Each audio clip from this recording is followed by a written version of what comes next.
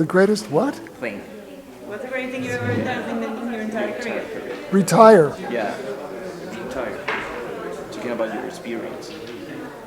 I can't answer that question. There are just so many highs and not so many lows, and it's been an extraordinary, extraordinary adventure. And it continues. You know, now that I'm teaching it, the adventure continues. As long as I don't intend to retire. My motivation was I needed to make a living. It was in 1959, 1960, and I decided that sound would be interesting. I had no idea that I would become so successful. I had absolutely no idea.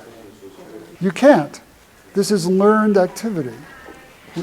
We learn by doing, there's an expression in English. Turn that off.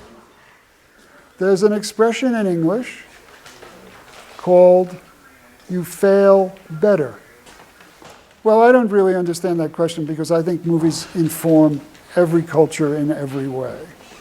So I don't think that Colombian movies are about people in Colombia and civilization in Colombia and how Colombians behave, and so they will inform because they're made in Colombia. Even if they are not about Colombia, they will have some element of the Colombian gestalt in their telling. I don't think in terms of inspiration. I think in terms of doing. I'm interested in doing, not talking. And for me, that's very, very important. You know, Henry Ford, who was not a very nice man, said, you cannot build a reputation on talking about things that you're going to do. You need to do. Even if you do it badly, you need to do. Which is my big problem with film school, by the way. You need to do. People of my age who decided to be cinematographers, directors, soundies, whatever, we never, ever, ever thought about failing.